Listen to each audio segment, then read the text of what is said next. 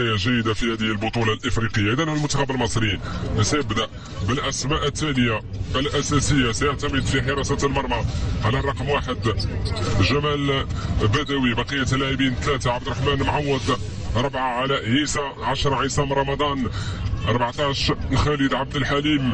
هذه الأسماء التي ستبدأ المقابلة كأساسية. بالنسبة لبنك الاحتياط تواجد عدد من الأسماء: رقم 2 محمود عبد الوهاب، 5 عبد الرحمن محمود، 6 محمد فرج، 7 خالد عباس، 8 أحمد محمد، 9 محمد عبد الرزاق، 11 محمد، 12 مصطفى خلف، بالإضافة لرقم 13 أحمد المرسي.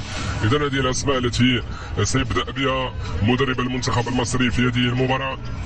الأسنادي النهضة الرياضية البركانية ينتقل التسديد. حارس المرمى يتدخل. اللقطة الماضية التسديدة بهذه الطريقة.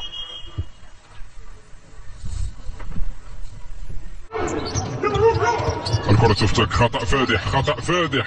مصير المباراة. عصام رمضان يبحث عن التسديد بهذه الطريقة. حارس المرمى كان رائعا متألق.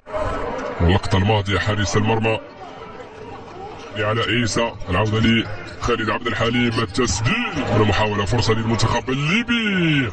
التسديد كان قريبا من التسجيل. وكان المنتخب الليبي الذي يلعب خارج الدوري الليبي وهو قصة العريقة على مستوى كرة القدم داخل القاعة. هنا كان قريبا من التسجيل أحمد محمد. التسديد حارس المرمى.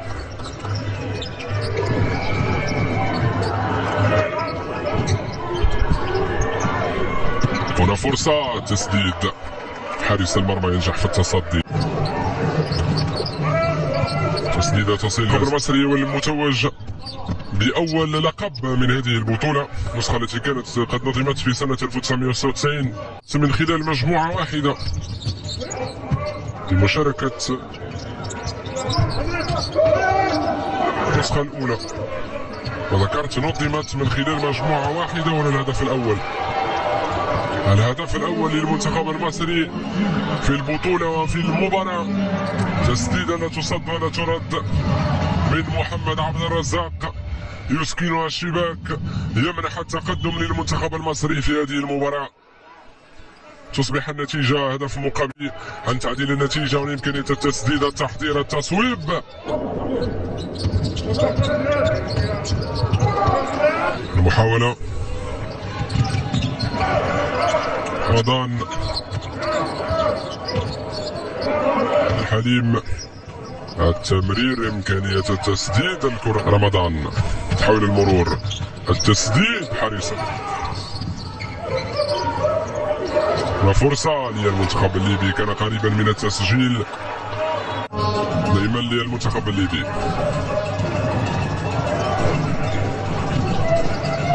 تقدم حارس المرمى، التسديد بهذه الطريقة. الشوط. هذا المنتخب القوي، هذا المنتخب العريق افريقيا، تركيز بدون دقة. خطأ.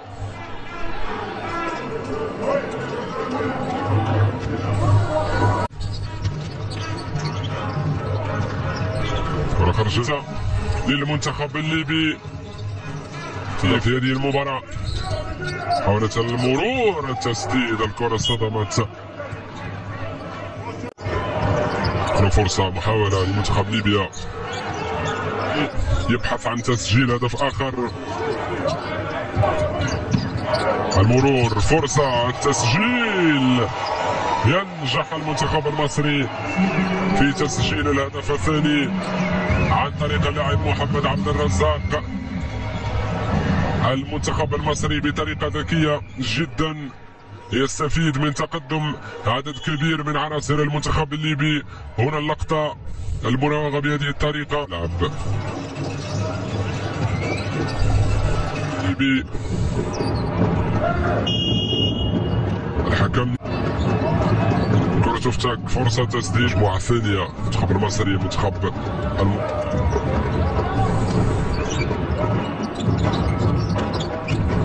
المغربي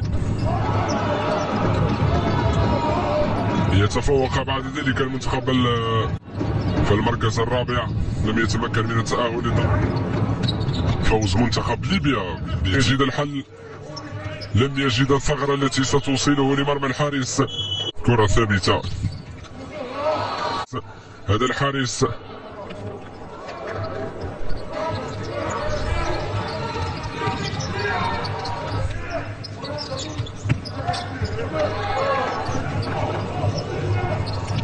فرصة للمنتخب المصري. الهدف الثالث، الهدف الثالث للمنتخب المصري عن طريق اللاعب محمد سعيد، يسجل الهدف الثالث للمنتخب المصري.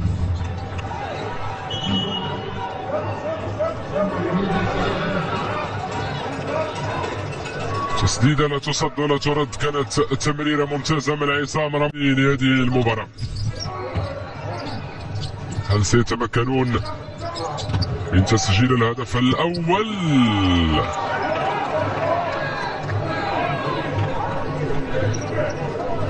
العودة لعميد المنتخب الليبي، التسديد حارس المرمى حسام الورفلي، تسديدة خارج الملعب.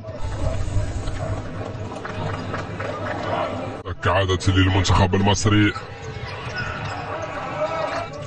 بحث عن التصويب، هنا تحضير التسديد بهذه الطريقة، الكرة تفتك، فرصة الهدف، الهدف الرابع، الهدف الرابع للمنتخب المصري. تقدم حارس المرمى، ترك مرماه بدون